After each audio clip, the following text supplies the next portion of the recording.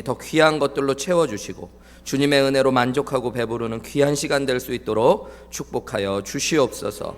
오늘 또 미러키 교회에 처음 나와 낯설고 설레이는 마음으로 예배를 드리는 형제자매님들 계십니다. 하나님께서 교회로 불러주신 그 귀한 뜻 가운데 하나님께서 길을 여시고 마음을 여시고 또한 교회 안에 한몸 되는 은혜도 더하셔서 하나님, 우리 교회 안에서 하나님께서 부르신 목적, 또 하나님께서 주신 축복들을 함께 누리는 은혜를 갖게 하여 주시옵소서. 주실 말씀을 기대합니다. 주님 말씀하여 주옵소서. 우리가 듣겠습니다. 예수님의 이름으로 기도합니다. 아멘. 일제 시대가 지나가고 해방된 지 75년이 지나가고 있습니다. 그런데 여전히 일제 시대에 대한 해석을 가지고 일반 사람들이 가진 상식과 전혀 다른 이야기를 하는 사람들이 존재하는 것들을 보게 되어집니다. 흔히 조선 근대화론 혹은 식민지 근대화론이라는 의견이 있습니다. 이것은 일본에 우리가 나라를 빼앗긴 것은 일본 사람들이 잘못해서가 아니라 우리나라 사람들이 잘못해서 그렇다. 정쟁을 하고 정치를 잘못하는 우리들의 실수고 혹은 우리의 선택이었다. 이완용이라든가 이런 정치 지도자들이 우리가 나라를 일본의 도움을 청하도록 우리가 선택한 것이다 라는 이야기를 하기도 합니다. 일제시대 때 철도가 생기고 또 토지개혁이 이루어지고 화폐개혁이 이루어지고 또 산미 증식이 이루어지죠. 쌀들이 더 많이 생산되어집니다. 이런 혜택을 입은 것들은 우리가 근대화로 넘어가지 못하고 있었는데 일본의 도움으로 이런 혜택을 얻었다라고 이야기합니다. 심지어 강제징용과 위안부 피해 역시도 돈을 벌기 위한 자유로운 선택이었고 그것을 통해서 각 개인들이 많은 돈을 벌었다라고 이야기합니다. 당시로 해당하면 벌 수 없는 돈들을 벌게 되었다라고 그러는 거예요. 여러분은 지금 그러면서 막 고개를 끄덕이시면 안 되는 거거든요. 실제로 여기 안에는 몇 가지 문제가 있습니다. 하나는 일본의 실수와 과오가 하나도 등장하지 않습니다. 여러분, 일본이 과연 조선을 근대화하기 위해 이 일을 했을까요? 일본은 세계 경제 공황 위기 속에서 자신들의 산업을 다시 한번 부흥시키기 위해 싼 노동력으로 망해가고 있었던 면직 사업과 같은 것들을 한국으로 이주시켜서 우리의 노동력을 착취하려고 했었던 것입니다. 또 전쟁을 통해서 대륙으로 진출하기 위해서 한국의 군수산업을 일으키기 원했고요. 자원을 조달하고 또 여러 가지 군수물자를 조달해야 되니까 쌀을 더 많이 생산하도록 하고 화폐개혁과 같은 것들을 시도했던 것들입니다. 일본 사람들의 목적은 한국을 근대화시키기 원했던 것이 아니라 그들의 욕심을 채우고 그것을 통해 한국을 수탈하려고 했던 거예요. 여러분, 그렇게 쌀이 많이 생산된 것들이 한국 사람들에게 돌아가지 않았습니다. 다 일본의 전쟁을 위한 물자와 일본을 위한 것들로 돌아갔어요. 한국 사람들은 많은 노동력을 제공하면서 일하지 못하고 지배를 받고 착취를 당했던 것이 사실입니다. 여러분, 이런 이론이 나온 것이 1970년대 이후에 한국이 발전하기 시작할 때 일본 학자들에 의해서 시도되었어요. 한국이 이만큼 살게 된 건 사실 다 우리 때문이다. 니네들 식민지 싫었다고 그러지만 니네 이만큼이라도 살게 된 거 우리 때문이야 라고 자신들의 가오를 핑계대기 위한 사실이었는데, 문제는 여러분, 한국에서 지금 75년이 지난 지금 심지어 대학교 교수라는 분들도 이런 것들을 강의실에서 아무렇지도 않게 이야기하는 사람들이 있다라는 거예요. 실제로 한국이 근대화된 것들은 사실입니다. 일제시대를 통해 여러 가지 근대화가 시작되었어요. 그러나 한국의 그 근대화가 일본 때문에 더 바르지 못한 방향으로 간 것들도 많이 있습니다. 예를 들어서 대외 의존적인 경제 구조와 정경유착, 재벌기업의 문어발식 경영과 횡포, 중소기업의 위축, 장기간의 노동으로 열악한 노동 착취가 70년대까지도 계속 이루어졌던 것은 많은 경제학자들과 사회학자들이 일본의 잘못된 영향이었다라고 이야기합니다. 일본 사람들이 그런 주장을 하는 건 괜찮아요. 그런데 한국 사람들 내에서도 우리는, 조선 사람들은 맞지 않으면 일하지 않는 게으른 사람들이었다. 머리도 나쁘고 미개한 사람들이어서 일본 같은 훌륭한 사람들의 도움이 없으면 우리는 발전할 수 없는 사람들이다라는 왜곡된 의식까지도 가지고 지금도 이야기하는 사람들이 존재하고 있다는 거. 뭐가 문제일까요, 여러분?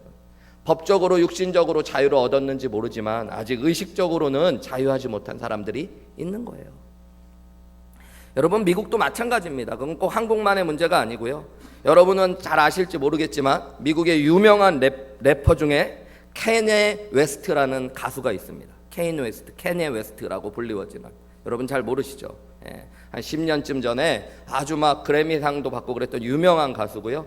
이 가수가 한때는 예수님 이런 믿는 것들을 아주 반대하고 그래서 이 성경에 나온 하나님의 이름을 자기 이름으로 다 막 바꾼 성경책을 한 10년 전에 출간하기도 했었습니다. 그런데 최근에는 회심해가지고 또 여러 가지 또 가스펠송 같은 걸 내기도 하는데요.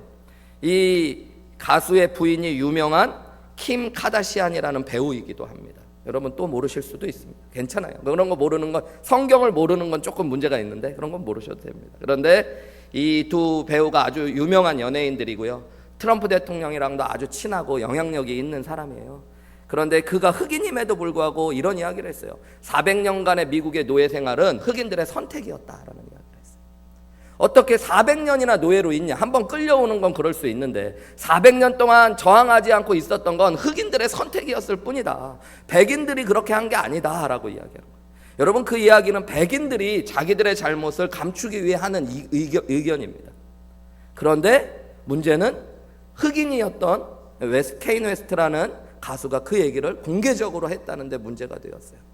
저는 그런 현상들을 보면서 깨달은 게 하나 있습니다.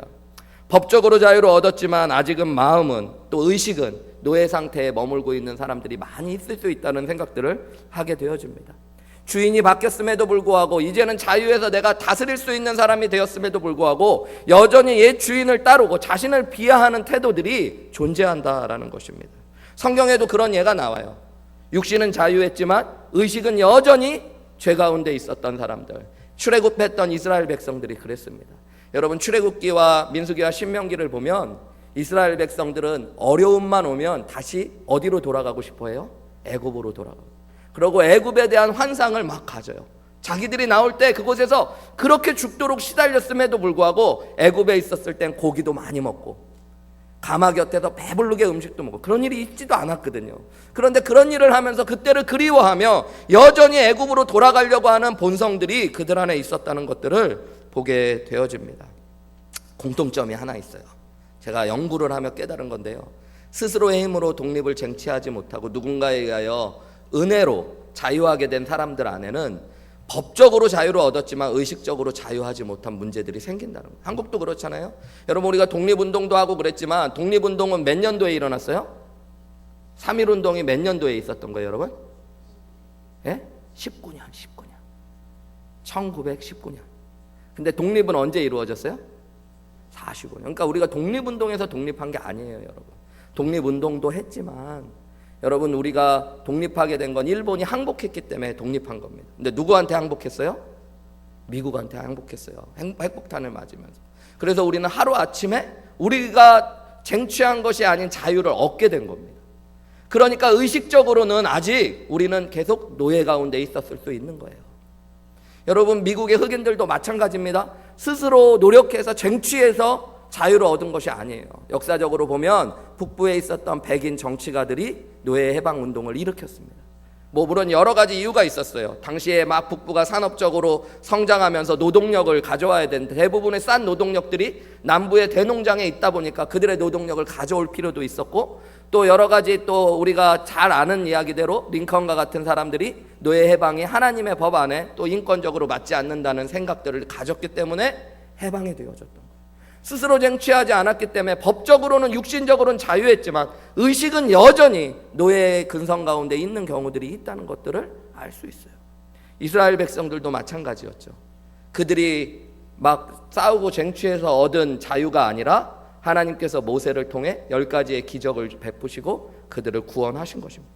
이거는 너무 놀라운 은혜를 입은 거죠. 스스로 쟁취해도 얻을 수 없었던 그 큰 은혜를 누군가의 은혜와 희생을 통해 얻게 되었을 때 그건 얼마나 감사한 일입니까? 그런데 그 은혜를 받았다면, 그리고 그 자유를 진짜로 누리려면 우리의 육신만이 아니라 우리의 마음과 생각이 정말로 자유해야 된다는 것들을 알게 되는 거예요. 예수 믿는 것도 마찬가지입니다. 우리는 계속 로마서의 말씀을 통해 복음을 배워가고 있어요.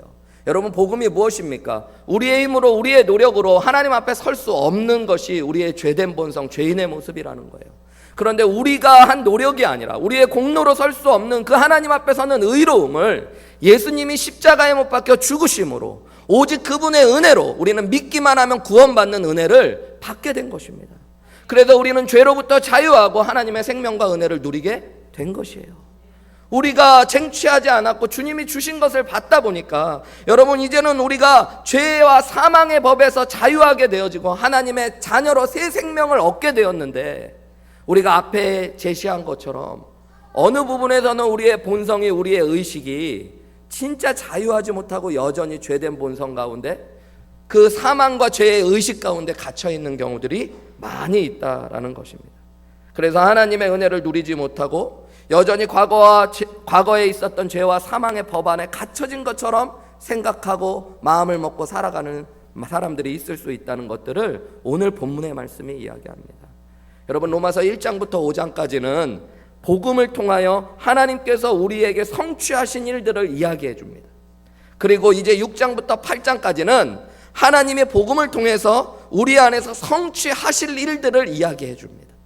그러니까 이제 우리가 어떻게 구원받았는지를 배웠다면 이제 6장부터는 구원받은 우리를 통해 하나님이 구원받은 자들에게 하실 일들을 이야기해 주는 거예요. 오늘 본문의 말씀에 보면 이제 우리가 구원받고 나서 이제는 날마다 하나님의 자녀로 변화되어져 가고 살아가는 이야기들을 하기 전에, 복음을 잘못 이해하면 사람들은 균형을 잃어버리고 오해하는 수가 생기거든요. 그 오해에 대한 이야기를 먼저 이야기합니다. 많은 사람들이 복음을 잘못 이해하면 우리가 노력하지 않아도 예수님 믿기만 하면 구원받고 용서받는다는 이야기를 들으면 그러면 죄를 지어도 되겠네, 마음대로 살아도 어차피 하나님이 다 용서하시는 건데 믿기만 하면 구원받는다면 죄를 지어도 되겠네. 특별히 로마서 5장 마지막 부분에 보면 우리의 어떤 죄보다 하나님의 은혜가 훨씬 크고 넘친다고 이야기했어요. 그러다 보면 하나님의 은혜 베푸실 수 있도록 우리가 죄 짓는 게 뭐가 문제야, 이런 사람들이 있을 수 있다는 거예요. 여러분, 그 문제에 대해서 사도 바울이 6장 1절에 이렇게 이야기하는 거예요. 그런즉 우리가 무슨 말을 하리요? 은혜를 더하게 하려고 죄에 거하겠느냐? 은혜 받으려면 그럼 죄 지어도 되겠네요? 이렇게 이야기하는 사람들이 있을 수 있다는 거예요. 그런데 사도 바울은 2절에 하나님의 말씀을 통해 분명히 이야기합니다. 그럴 수 없느니라. 죄에 대하여 죽은 우리가 어찌 그 가운데 더 살리요? 라고 해요. 여러분, 구원받으면 우리가 머리로만 복음을 이해하고 진짜 복음의 은혜를 깨닫지 못하면 이런 이야기 할 수 있습니다. 예수 믿어도 그냥 믿기만 하면 용서받으면 죄 짓고 살아도 되겠네 라고 이야기할지 모르겠지만, 진짜 예수님 믿고 은혜를 경험한 사람은 여러분 죄 가운데 거하고 싶어지지 않아집니다. 이제는 하나님의 은혜를 따라 새로운 삶으로 나아가고 싶고 더 거룩한 삶을 사모하게 되어지는 것이 상식이에요. 오늘 본문의 말씀의 중요한 말은 2절에 죄에 대하여 죽은 우리라는 말입니다. 우리가 죄에 대하여 죽었다는 말입니다. 여러분, 그렇기 때문에 우리는 죄 가운데 살아가지 않고 이제는 더 하나님의 자녀답게 살아가는 사람이 되어야 된다는 게 오늘 본문 말씀의 핵심이에요. 우리는 예수님을 믿는 순간 죄에 대하여 죽었대요. 이 말을 듣다 보면 오해하기가 쉽습니다. 죄에 대하여 죽었다는 얘기는 이제 예수님 확실하게 믿기만 하면 죄에 대한 본성이 없어지고 죄 짓지 않는다는 얘기인가? 여러분, 그런 얘기가 아니에요. 죄가 우리 가운데 죽었다는 이야기가 아닙니다. 여러분, 우리는 하나님 나라에 올라가는 그 순간까지 우리 안에는 여전히 육신의 옷을 입고 있는 순간 죄의 본성들이 남아 있습니다. 옛 습성이 있고, 또한 마귀와 죄가 성령 안에서, 예수님 안에서, 복음 안에서 권세가 꺾였지만 여전히 우리 안에서 영향력을 발휘하기도 합니다. 여러분, 그 이야기를 하는 것들이 아니에요. 또 우리가 죄를 이제는 지어도 된다라는 이야기를 하는 것도 아닙니다. 오늘 본문의 말씀은 본문 앞과 뒤의 말씀에 보면 죄의 권세가, 죄의 지배가 꺾어졌다라는 이야기를 하는 것이 죄에 대하여 죽었다는 말입니다. 여러분, 10절 말씀에 보시면 그가 죽으심은, 이건 예수님의 죽으심을 이야기하거든요. 예수님이 죽으심이 죄에 대하여 단번에 죽으심이래요. 그러니까 사실은 이 2절에 죄에 대하여 죽었다라는 말도 원래 헬라어 원어를 보면 부정과거형이라는 문법으로 쓰였는데, 이것은 과거에 한 번 죽었다는 이야기입니다. 그러니까 우리가 예수님 믿을 때 우리가 아니라요, 예수님이 십자가에 못 박혀 죽으신 것들을 이야기하고 있는 거예요. 예수님이 우리의 죄값을 치르고 죽으셨습니다. 그래서 여러분, 죄의 권세가 더 이상, 사망의 권세가 예수님께 역사하지 못해요. 여러분 가끔 장례를 치르고 목회자로서 사역을 하다 보면 돌아가시는 분들을 돕게 될 때가 있습니다. 여러분 사람이 죽으면 대부분 많은 것들이 없어집니다. 여러분 막 재판을 받던 사람도 죽으면 이제 재판이 끝나요. 왜냐하면 산 사람에 대해서는 죄를 이야기하고 처벌을 이야기할 수 있지만 죽은 사람에게는 아무리 재판을 해도 처벌할 수가 없는데 무슨 재판을 하겠습니까? 그러니까 죄에 대한 사망에 대한 권세가 끊어요. 어떤 거는 빚도 없어져요, 여러분. 뭐 때로는 어떤 것들은 자녀와 부모, 아내에게, 배우자에게도 책임을 물을 수 있는지는 모르겠지만 대부분의 것들은 한 사람이 죽으면 그 사람에게 지은 빚도 없어지는 경우들이 많이 있습니다.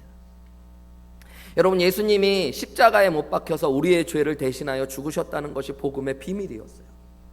여러분 그렇기 때문에 죄와 사망의 권세가 예수님 앞에서 이제는 더 이상 힘을 쓸 수 없게 되어진 것입니다. 그리고 예수님은 사망 권세를 깨뜨리고 부활하셔서 살아계시기 때문에 그 예수님의 죽으심이 나를 위한 내 죄에 대한 죽으심이라는 것들을 믿는 사람은 이제 우리도 죄에 대하여 죽은 똑같은 예수님이 죄에 대하여 죽으셨기 때문에 우리도 죄의 값을 치르고 죽은 사람들이 되어질 수 있다라고 성경이에요. 여러분 그것이 우리가 알아야 되는 중요한 비밀입니다. 여러분 예수님을 정말로 나의 구원자여 주님으로 믿었다면 나는 죄인이지만 내 죄값이 치루어졌을까요? 안 치루어졌을까요? 치루어졌습니다. 언제요? 2000년 전 갈보리 십자가상에서 누가? 예수님께서 죄에 대하여 죽으신 것이 내가 예수님을 묻는 순간 나도 죄에 대하여 죽은 사람이 되어졌다라는 것들을 성경이 이야기해주고 있는 것입니다. 여러분 그래서 예수님이 죽으신 건 죄 때문에 죄값을 치르기 위해 죽으신 거예요. 여러분 우리가 그 복음을 진짜로 믿는다면 우리는 이제는 죄를 사랑하고 죄 가운데 지배를 받으며 살아가고 싶은 죄의 영향력 가운데 죄에 붙잡혀 살아가고 싶은 마음이 사라지게 되어지는 것이 정상이에요. 우리 안에 여전히 연약함들이 있지만 이제는 그 죄를 사랑하는 것이 아니라 내가 사랑하는 새로운 주인 되신 예수님을 바라보면서 죄에 대하여 이제는 아파하고 때로는 분노하고 그 죄를 끊어내기 위해 노력하게 되어지는 것이 구원받은 사람들의 삶이 되어지는 것입니다. 여러분 한번 생각해 보세요. 여러분이 사랑하는 사람이 어떤 사고나 어떤 범죄에 의하여 희생당했다고 생각해 보세요. 아내나 남편, 너무 사랑하는 사람이 어떤 범죄자가 휘둘른 칼에 맞아 죽었어요. 근데 그 칼을 나중에 경찰서에서 이게 증거라고 보여주는데 봤더니 너무너무 예쁜 칼이야. 보석도 박혀있고 막 비싸고 아주 너무너무 예뻐 보여. 그랬더니 그게 탐나가지고 이거 저 주시면 안 돼요. 그리고 가지고 와서 자기 아들을 죽인, 자기 남편을 죽인 그 칼을 사랑하고 품고 뭐 바라보고 그걸 가지고 기뻐할 사람들이 있겠어요? 없겠어요? 여러분 우리가 사랑하는 이제 예수님, 날 사랑하셨던 예수님이 왜 죽으신 거예요? 우리의 죄 때문입니다. 그렇다면 우리가 정말로 예수님의 은혜를 알고 예수님을 사랑하게 되어진다면 여전히 죄를 지을 수밖에 없는 내 자신에 대하여 가슴 아파하고 이제는 죄를 끊어내고 주님의 은혜 앞으로 나아가고 싶은 마음이 드는 것이 정상적인 거예요. 여러분 그래서 반복적으로 죄를 범하지 않으려고 하는 것들, 죄를 당연시 여기지 않게 되어지는 것들, 그것이 예수 믿는 자들 안에 들어가는 거예요. 죄의 지배 아래 있지. 이제는 더 이상 죄가 왕노릇하지 않고, 오늘 본문의 말씀에도 나오는데요, 이제는 죄가 우리에게 왕노릇하지 않고 죄의 지배 아래 있지 않고 이제는 은혜 아래 예수님 안에 들어가게 되어지는 것들, 그것이 구원받은 자의 비밀이라는 거예요. 죄 아래 있다는 것, 죄가 우리를 다스린다는 건 죄를 짓는 것을 당연히 여기는 거예요. 그리고 죄가 우리를 끌고 갈 때마다 그것을 사모하며 순종하며 살아가는 것들이 죄의 지배 아래 있는 것입니다. 그런데 예수 믿으면 이제 더 이상 죄의 지배 아래 있지 않는다는 거예요. 여러분 다른 이야기로 하면 이제 예수 믿고 나면, 예전에는 죄를 지을 수밖에 없는 존재였는데 예수 믿고 나면 죄를 짓지도 않을 수 있는 존재가 되어진 거예요. 우리가 죄를 거부할 수 있는 은혜가 주어진 것입니다. 나는 이 죄대로 살지 않겠어. 나는 이제 하나님의 자녀가 되어졌어. 내 안에 이 본성이 있지만 반대로 성령의 소욕을 통해 하나님이 나를 거룩한 삶으로 인도하셔. 나는 이 죄를 거부할 거야. 이런 권리와 선택이 이제는 우리 안에 주어지는 거예요. 왜냐하면 우리는 지배받는 자가 아니라 이제는 그 지배로 벗어나 예수님과 함께 왕노릇하는 자들, 자유한 자들이 되었기 때문인 것입니다. 여러분, 오늘 본문의 말씀은 이 하나님의 은혜로 구원받은 자들이 죄를 이기며 하나님 자녀로 살아갈 수 있는 비결을 동사 3가지를 통해서 구체적으로 설명해 주고 있어요. 첫 번째는 우리 3절, 6절, 9절에 나오는 안다라는 단어입니다. 여러분, 3절에도 보면 무릇 그리스도 예수와 합하여 침례를 받은 우리가 그의 죽으심과 합하여 침례를 받은 줄을 알지 못하느냐 그래. 이것을 너희가 왜 모르느냐, 알아야 된다라고 이야기하고 있는 거예요. 6절에도 보면 우리가 알거니와, 우리가 이걸 알지 않냐라고 이야기하면서 우리의 옛사람이 예수와 함께 십자가에 못 박힌 것은 죄의 몸이 죽어 다시는 우리가 죄에게 종노릇하지 아니하려 함이라 라고 이야기합니다. 9절에도 보면 이는 그리스도께서 죽은 자 가운데서 살아나셨으며 다시는 죽지 아니하시고 사망이 다시 그를 주장하지 못할 줄을 알미로라 그래요. 안다라는 동사가 3번이나 반복돼요. 여러분, 우리가 알아야 되는 게 있어요. 오늘 계속 3절부터 9절까지의 말씀에 보면 무엇을 아는 거냐면 예수님을 믿는다는 거는 예수님과 합하여, 연합하여진다라는 거예요. 3절에도 합하여, 4절에도 합하여, 5절에는 연합하여, 또 6절, 7절, 8절에도 그분과 함께라는 말이 나와요. 함께, 합하여, 연합하여. 예수 믿는다는 건 여러분, 예수님과 내가 하나가 되어진다. 그래서 성경에는 예수 믿는 자들을 향하여 쓰는 중요한 표현이 내가 예수님 안에, 예수님이 내 안에 거하신다는 표현을 해요. 예수님을 믿는다는 건 예수님의 십자가의 죽으심이 내 죄를 위한 죽으심. 그래서 예수님이 죽으실 때 나도 죽는 것이 되어져요. 예수님이 부활할 때 그 생명은 이제 내 생명 안에서 존재하게 됩니다.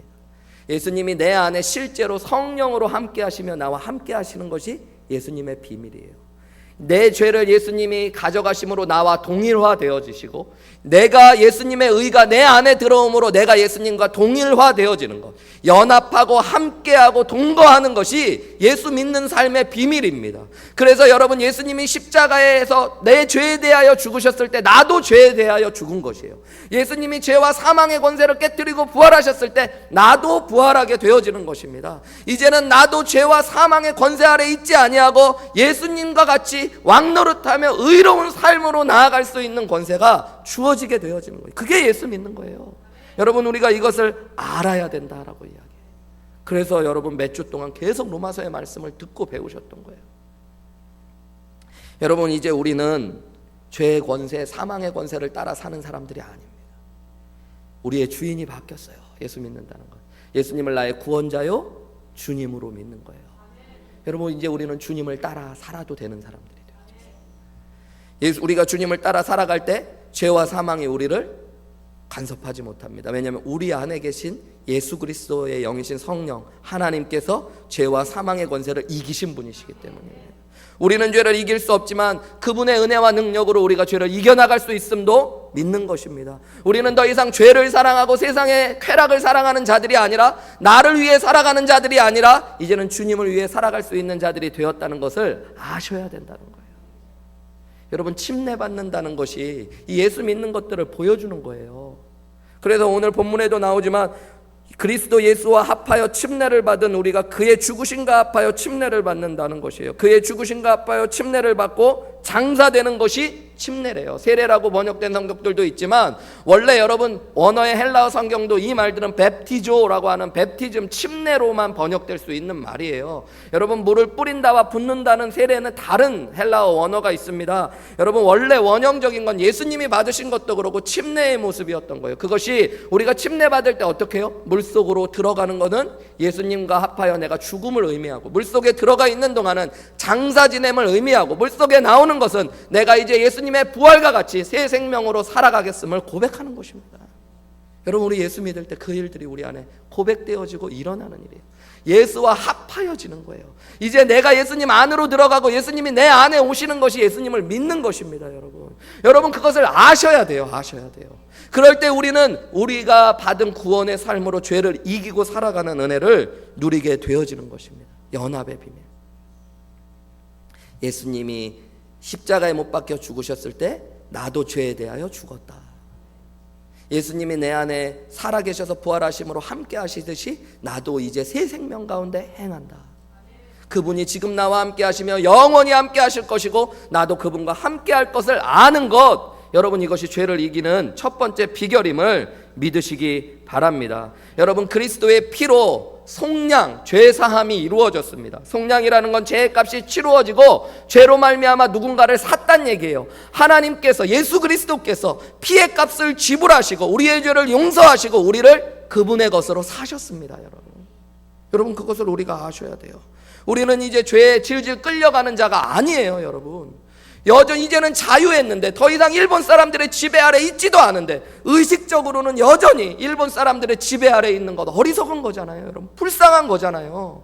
여러분 그와 같이 예수 믿는데도 불구하고 우리가 이 복음의 비밀을 모르고 이제는 새 주인이신 예수님이 우리와 함께 하시고 우리가 죄와 사망에서 해방되었고 하나님의 은혜를 따라 살아가게 되었다는 것들을 모르고 여전히 예수 믿고도 죄의 본성이 끌고 가는 대로만 끌려가고 그 사망의 권세 아래 갇혀 있다면 우리는 어리석은 사람들이래요. 여러분 이것을 아시는 저와 여러분들이 되시기를 주님의 이름으로 축복합니다.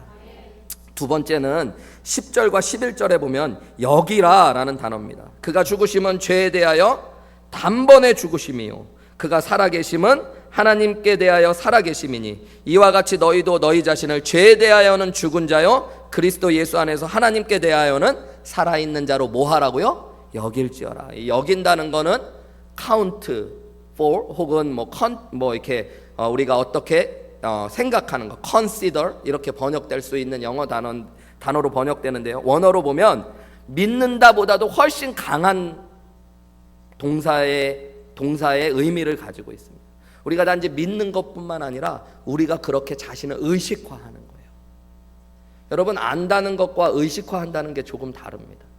아마 앞에서도 이야기했던 그 흑인이나 또 조선 근대화론을 주장하는 사람들한테 이야기하면 우리가 지금 지배받지 않고 일본 사람들이 우리를 지배하지 않는다는 거 자연하게 알고 이야기할 거예요. 그런데 스스로들은 자기들을 진짜 일본 사람들과 동등하거나 그보다 더 훌륭한 사람들로 절대 생각하지 못하는 의식화되지 못한 것들.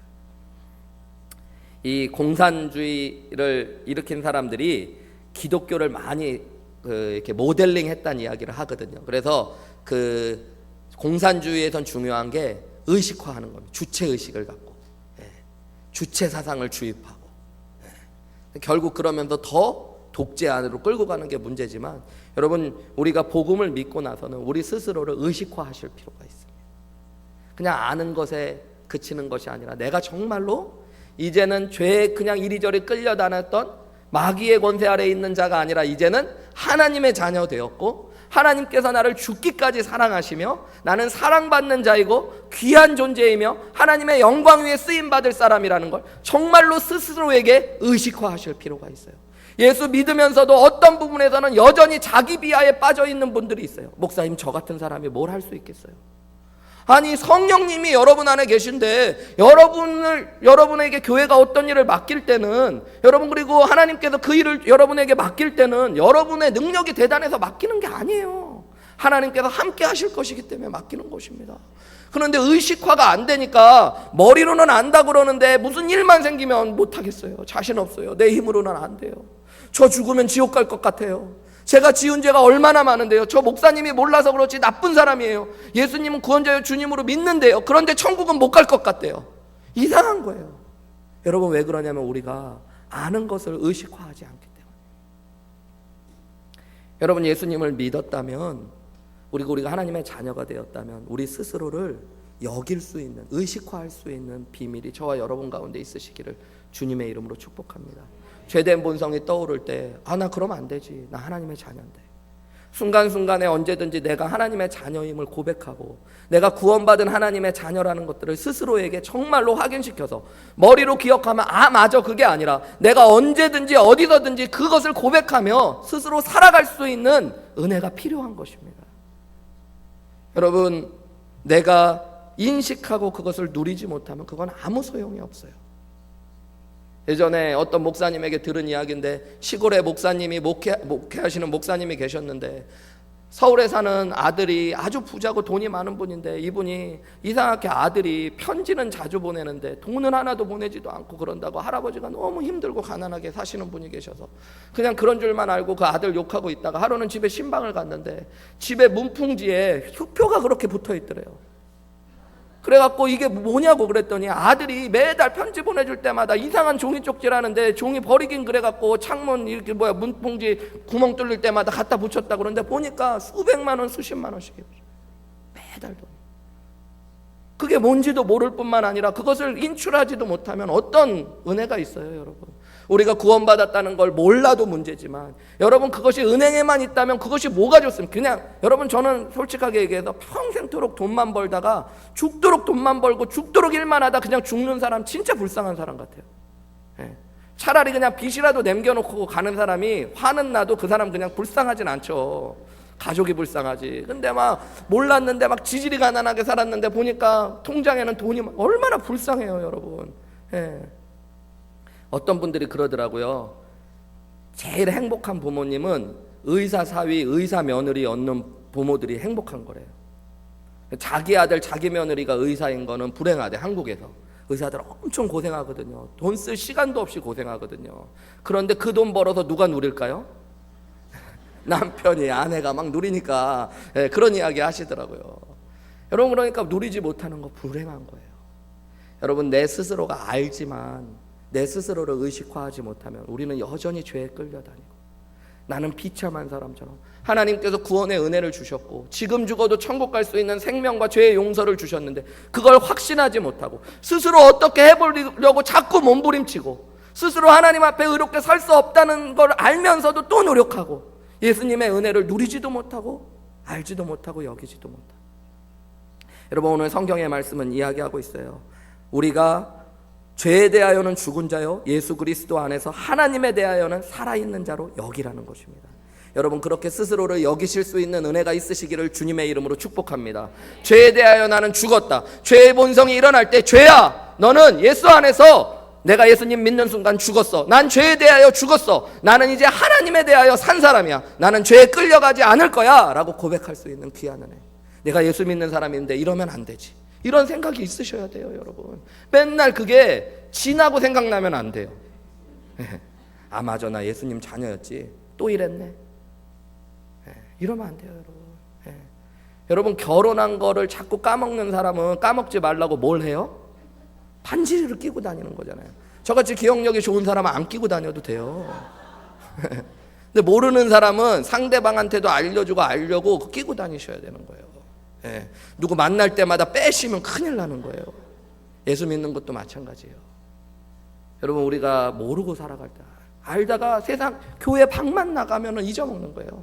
그러니까 주차장 나가다가 막 욕하고, 주차 좀 빨리 지나간 사람 안 비켜준 사람한테 막 욕하고 저주하고, 또 집에 가서는 예수 믿는 사람인데 아내하고 남편하고 싸우고 욕하고, 회사 가서는 욕심부리고 거짓말하고 음란하고 거짓되고 미워하고 수군대고 시기하고 질투하고, 그러고 나중에 교회 와서는 아, 맞아, 나 하나님 자녀였지, 일주일 내가 또 그러고 살았다. 저는 목회자로서 누구를 얘기하는 게 아니라요, 뭐 우리 교회를 얘기하는 거 아니라 그러면 또 우리 교회도 그러니까 대표 기도할 때 그런 얘기하는 거 보면 너무 솔직하게 좀 속상할 때가 있어요. 주님, 또 한 주가 또 주님의 은혜를 잊어버리고 또 세상 가운데 죄 짓고 살았던 우리의 연약함을 자꾸 용서해. 매주 자꾸 그러면 안 돼요, 여러분.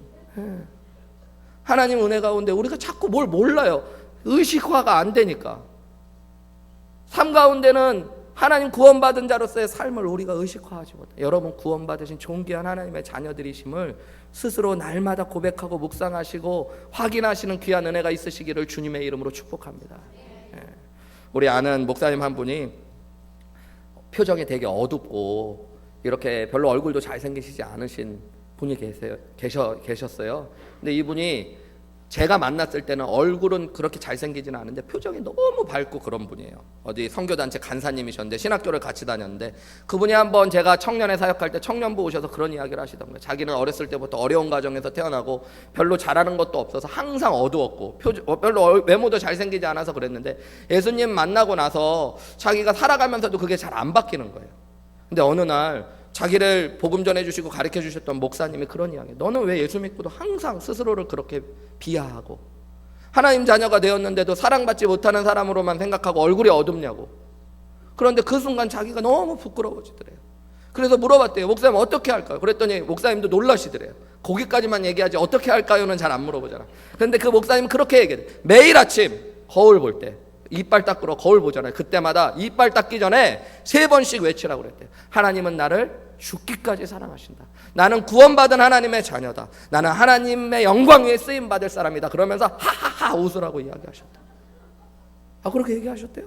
그래서 이분이 그래도 순종하는 믿음은 있어가지고 매일 아침마다 그걸 한다는 거예요, 자기는. 근데 그 목사님이요, 얼마나 표정이 밝고 멋있는 분인지 몰라요. 얼굴은 조금 그렇게 잘생기진 않았는데. 그래서 저는 그 얘기를 듣고 감동받았어요. 날마다 아침마다 나는 구원받은 하나님의 자녀야. 하나님은 나를 죽기까지 사랑하셔. 나는 하나님의 영광 위에 쓰임받을 사람, 죄를 위해 살아갈 사람이 아니라 하나님의 은혜 가운데 살아갈 사람. 여러분, 얼마나 많은 목회자들이, 또 많은 성도들이 하나님의 은혜로 살고 믿음으로 살고 많은 헌신을 하다가 순간의 죄 때문에 무너져서 우리가 안타까워합니까? 어떻게 저런 순간의 유혹, 몇십 분의 유혹을 못 참아서 그 많은 은혜들을 놓쳐버릴까 한심해할 때가 있잖아요.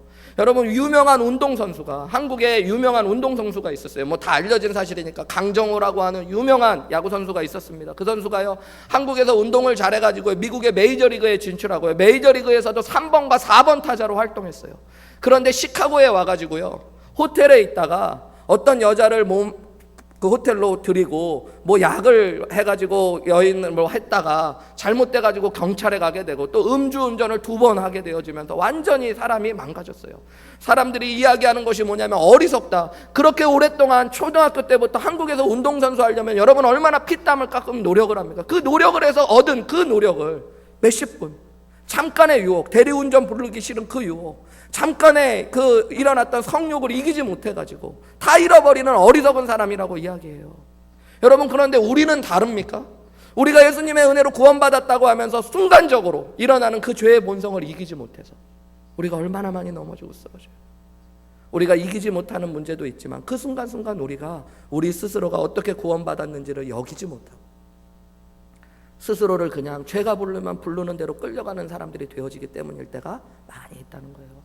여러분, 오늘 예수 믿고 구원받으신 여러분, 이 자리에 계신 분들은 스스로를 정말로 죄에 대하여는 죽은 자요, 하나님에 대하여는 산 자로 여기실 수 있는 귀한 은혜가 있으시기를 주님의 이름으로 축복합니다. 저는 가끔 이렇게 살아가다가요, 저희 아내나 저희 아이들이 그런 얘기하면 참 무서워요. 아빠, 목사님이 왜 그래? 그러면 할 말 없어져요. 나도 깜빡하고 지나가듯이 그때는 그럴 때 막 제가 야 이씨 여기서 목사가 왜 나와, 씨. 내가 교회에서나 목사지 여기서도 목사냐 막 이러면 안 되잖아요. 예. 여러분, 우리가 내가 어디서든지 목사라는 것들을 잊지 않고 살아가는 게 맞듯이 여러분이 하나님에 대하여는 산 자요, 죄에 대하여는 죽은 자로 스스로를 여기시고 내 안에 예수님이 함께 하시고 내가 그 귀한 하나님의 십자가의 은혜로 구원받았다는 것을 알고 여기실 수 있는 귀한 은혜가 있으시기를 주님의 이름으로 축복합니다. 마지막으로 12절과 13절의 말씀에 보면 우리가 죄를 이기고 하나님의 은혜로 살아갈 수 있는 비밀을 이야기하고 있는데요. 그러므로 너희는 죄가 너희 죽을 몸을 지배하지 못하게 하여 몸의 사욕에 순종하지 말고, 또한 너희 지체를 불의의 무기로 죄에게 내주지 말고 오직 너희 자신을 죽은 자 가운데서 다시 살아난 자 같이 하나님께 드리며 너희 지체를 의의 무기로 하나님께 드리라 그래요. 무슨 동사가 나올까요? 드리라 라는 말이에요. 여러분, 하나님의 말씀은 단지 무엇을 하지 말라는 데 그치는 것이 아니라 더 적극적으로 무엇을 하라고 이야기하는 것입니다. 여러분, 사람도 그래요. 하지 말라는 것은 반쪽짜리밖에 되어지지 못해요. 무언가를 나쁜 것을 하지 않는 것을 넘어서 선하고 아름다운 일을 할 때 온전해지는 거예요, 여러분. 그러니까 아이들한테도 뭐 하지 말라고만 얘기하는 거는 나쁜 교육이에요. 야, 너 왜 이렇게 학교만 갔다 오면 누워있어? 누워있지 마. 너 좀 왜 이렇게 방이 어지러워? 어지럽히지 좀 마. 맨날 뭐 그런 얘기들, 뭐 맨날 가요만 듣지 마. 너 친구들하고, 나쁜 친구들하고 놀지만 마. 이거 다 반쪽짜리 교육이에요. 아이가 좋은 친구를 사귈 수 있도록 도와주시고, 아이가 누워있지 않고 여러분 오죽할 일이 없으면 누워있겠어요. 일어나서 할 일을 좀 알려주시고 같이 해주시고, 공부 막 안 한다고만 뭐라고 할 게 아니라 공부할 수 있도록 도와주시고. 저도 어렸을 때 중고등학교 때 이렇게 보니까 한때는 세상 노래가 너무 좋을 때가 있었던 거예요. 저희 때는 이렇게 막 워크맨이라는 게 있었어요. 조그만 카세트, 그거 갖고 있는 게 엄청 폼나는 거였거든요. 또 조금 못 사는 애들은 아예 없고, 조금 사는 애들은 국산 가지고 있고 마이 뭐 이런 거 갖고 있는데 그건 좀 커요. 그리고 이제 좀 괜찮은 애들은 소니나 파나소닉 이런 거 들고 다녔거든요. 저는 또 조금 어머님이 막내 아들이고 사랑해 주시고 좀 살았다고 그랬잖아요. 저는 소니 그런 거 이제 바깥으로 보이게 하고 다니고 그런 거거든요. 그거 듣는데 너무 그게 좋은 거예요. 세상 노래가 너무 좋아요. 비가 올 땐 발라드, 좀 화창한 날에는 댄스 음악. 들으면 너무 좋아. 내 마음이 막 쏟아부어지고 너무너무 좋아. 근데 막 부모님이 귀 빠진다, 막 그런 거 듣지 마라. 맨날 그것만 귓구녕에다 꽂고 다니고 막 엄청 뭐라고 하지 말라고만 하는데 난 하지 않고 싶을 때도 있는데 그게 자꾸만 손이 가. 그리고 자꾸 귀에 들려져요. 근데 언제 그걸 끊게 됐는지 아세요? 하나님 노래가 좋아지고 찬송이 좋아지니까 세상 노래가 별로 듣고 싶어지지 않더라고요. 하지 말라고 그럴 때는 그게 그렇게 하고 싶더라고요. 그런데 더 좋은 것들, 더 선한 것들의 영향력을 받기 시작하면 여러분 우리가 변화되어지게 되는 거예요. 오늘 하나님의 말씀은 그냥 너희가 죄 가운데 지배받지 말고 하나님 앞에 산자로 여기고 알고 그냥 죄를 이기라고만 이야기하는 것이 아니라 도리어 우리가 이제는 죄의 병기로 죄에게 우리 스스로를 자꾸 내주지 말고 이제는 하나님께 우리 스스로를 드리며 우리 스스로를 하나님의 의의 무기로 드리라고 이야기하고 있어요. 여러분 이제 우리는 하나님과 함께 동행하며 살아가고 하나님과 함께하는 것들을 기뻐하고 하나님이 기뻐하시는 의로운 일들을 이루는 데 쓰임받는 것들을 기뻐하시는 저와 여러분이 되셔야 된다는 거예요. 여러분 그것을 위해 예수님께서 십자가에 못 박혀 죽으신 것입니다. 하나님과 더불어 사는 것들을 기뻐하시고요. 또 왕이신 하나님께 순종하며 하나님의 나라를 이 땅 가운데 누리고 보여주는 일을 기뻐하시는 은혜가 있다면 여러분 그때 우리는 죄를 이기고 하나님이 원하시는 모습대로 하나님의 자녀로 살아가게 되어지는 것입니다. 죄가 우리를 끌고 가면 결국에 그 끝은 뭐라고 성경이 이야기해줘요? 심판과 사망이에요. 그런데 여러분 하나님은 우리를 생명, 푸른 초장, 쉴만한 물가로 인도하시는 줄 믿습니다. 여러분 도둑이 들어와서 우리가 몇 번 죄 지을 수 있어요. 죄를 지으란 얘기가 아니라 목사님 얘기를 잘 드시는데 우리 안에 죄의 본성이 여전히 있기 때문에 예수 믿고 우리가 죄에 대하여 분노하고 하나님 은혜 가운데 살아가려고 그러지만 때로는 실수할 수 있습니다. 여러분 그렇다고 해서 우리가 하나님의 자녀된 것들을 알아야 되는 걸 모른다든가 우리 스스로를 그때 역시 나는 안 돼, 죄 짓고 죽을 사람이야 라고 여긴다든가 이제는 선한 일이 아니라 그냥 죄 마음대로 짓고 살래 라고 여기시면 안 되는 거예요. 여러분 비유가 맞는지 모르겠지만 여러분 집에 도둑이 들었어요. 그래서 통장도 가져가고 좋은 물건 다 가져가요. 가다가 봤더니 우리 집에 있는 거 어차피 다 뺏긴 것 같아요. 그래서 그냥 집 문서도 내주면서 이것도 가지시고 그냥 우리 아버지 하시면 안 되냐고, 그냥 우리도 지배하시고 그냥 우리도 아버지로 섬기고 살겠다 그러는 어리석은 사람이 어디에 있어요? 여러분 도둑질하고 뺏겼을지는 모르지만 여전히 내가 주인됨까지도 내려놓으시면 안 되는 거예요. 여러분 막 죄 가운데 우리가 넘어질 수 있고 쓰러질 수 있지만 그때에도 여전히 하나님께서 내게 주신 자유의 은혜들, 우리가 받게 된 하나님의 자녀됨의 축복들, 하나님이 여전히 내 아버지 되시고 내가 실수하고 무너져서 많은 것들을 잃었지만 하나님께서 주실 복 가운데 다시 서가려고 하는 노력들이 우리 안에 필요한 줄 믿습니다. 여러분 하나님이 우리에게 이 구원의 은혜를, 죄 용서와 죄 가운데 살아가지 않고 하나님 앞에 살아갈 수 있는 이 은혜를 주신 분이에요. 어떻게 주셨어요? 십자가에 못 박혀 죽으심으로 우리에게 이 길을 열어주셨습니다. 여러분 예수님이 우리를 구원하신 목적은 단지 죄 용서받고 하나님 나라에 가는데 그치는 것이 아니라 디도서 2장 14절의 말씀에 보면 우리를 모든 불법에서 깨끗하게 하셔서 선한 일을 열심히 하는 하나님의 백성 삼기 위해 구원해 주셨다고 해요. 여러분 하나님이 우리를 이제 죄 가운데 있지 않고 하나님의 선한 일에 힘쓰는 자들 되게 하기 위하여, 하나님의 자녀다운 자녀 되게 하시기 위하여 우리를 구원하신 거예요. 여러분 예수님이 이 목적을 위해 고초당하시고 십자가에 못 박혀 죽으셨습니다. 예수님께서 우리를 깨끗하게 하시고 선한 삶으로 인도하시기 위하여 우리를 위해 십자가에 못 박혀 죽으셨어요. 그렇게 씻어주신 우리의 마음과 영혼을 여러분 더럽히고 싶으십니까? 주님의 고통의 목적을 짓밟고 그분의 목적을 좌절시킬 수는 없다라는 생각이 구원받은 자들 안에 일어나야 되는 거예요. 내가 때로는 부족하고 연약하고 넘어지지만 주님, 나를 위하여 주님이 십자가에 못 박혀 죽으신 그 사랑을 제가 어떻게 잊습니까? 저는 그 사랑 배반하지 않고 주님이 나에 향한 그 기대를 이루어가고 싶습니다라고 몸부림치는 것이 예수님 믿는 자의 삶이 되어지는 거예요. 여러분, 성경에서는 구원받았다는 것은 결혼했다는 것과 비유로 같이 표현해요. 이제는 여러분, 옛 애인은, 옛 주인은 사라져버린 거예요. 마귀, 사망, 죄는 이제 우리가 사랑할 존재가 아니에요. 여러분, 이제는 예수님이라는 새로운 신랑을 맞이하고 우리는 새로운 삶으로 들어간 거예요. 그런데 여러분, 왜 자꾸 옛 애인이 부르면 나가세요? 그리고 자꾸 놀다 오세요? 여러분, 그럼 돼요, 안 돼요?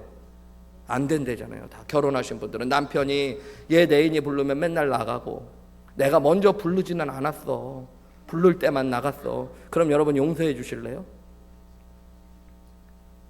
여러분, 주님의 마음이 얼마나 아프시겠어요?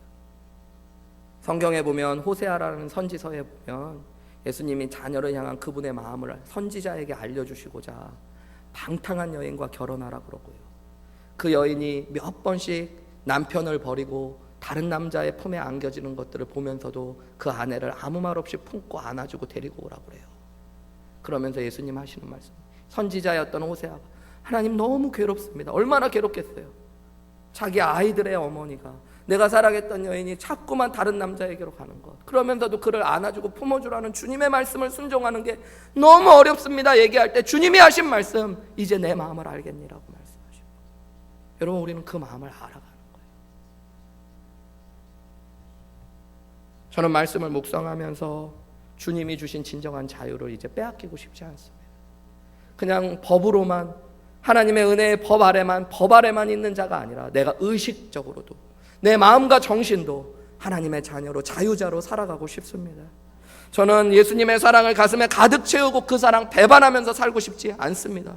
그래서 때로는 실수하고 연약하지만 주님 앞에 그 사랑 부끄럽지만 고백하고, 내가 다시는 죄짓지 않도록 노력하겠다라고 주님 앞에 회개하며 더 거룩한 삶으로 나아가는 성화의 삶, 거룩한 성도의 삶으로 나아가고 싶습니다.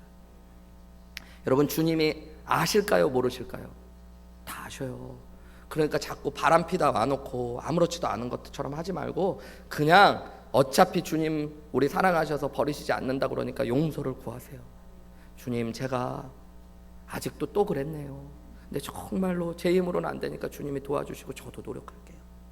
그러면서 주님 앞에 회개하고 성령의 은혜 가운데 나아가, 우리가 이제는 죄의 지배 아래 있지 않고 우리를 지배하시는 예수님의 은혜 가운데서, 성령의 은혜와 예수 그리스도의 은혜와 성령의 지배 능력 가운데서 여러분 죄를 이기고 하나님의 의의 병기로 쓰임받는 저와 여러분 되시기를 주님의 이름으로 축복합니다. 선한 일을 힘쓰세요. 여러분, 내가 어떻게 하면 더 주님과 동행할까? 말씀 읽는데, 기도하는데, 주님 위에 쓰임받고 사랑하고 나누고 사람들을 섬겨주는데 여러분 마음을 다하시고 몸을 다하시고 생명을 다하시고 뜻을 다하시기를 주님의 이름으로 축복합니다. 그게 죄를 이길 수 있는 또 하나의 비결 중에 하나인 것이에요. 여러분, 주님을 이제는 진짜 온전히 사랑하는 예수 믿는 사람들 되시기를 주님의 이름으로 축복합니다. 옛사람, 옛 애인이 아니라 주님께서 주신 새 은혜의 주님 앞에 나아가서 주님의 축복으로 살아가시는 저와 여러분들 되시기를 주님의 이름으로 다시 한번 축복합니다. 우리 함께 들은 말씀 생각하면서 좀 찬양하며 나아가셨으면 좋겠습니다. 찬양하시고 기도하며 나아갈 텐데요, 주님이 주시는 은혜로 이제는 내 삶을 주님께 드리기 원합니다. 정말로 주님 위에 살아가기 원합니다. 내가 구원받은 자임을 알고 스스로를 그렇게 의식하며 살아갈 뿐만 아니라 내 삶을 이제는 죄에게 드리는 것이 아니라 하나님께 드리기 원합니다. 죄를 위해 살아가고 죄를 누리기 위해 살아가는 자가 아니라 이제는 주님의 병기로 하나님 앞에 살아가는 사람으로 살아가기 원합니다. 주님 축복하여 주옵소서. 이렇게 우리 함께 찬양하고 기도하며 나아가시겠습니다. 소망 없는 내 삶에 새 생명 허락하신 날 향한 주님의 은혜, 우리 함께 찬양할까요? 소망 없는 내 삶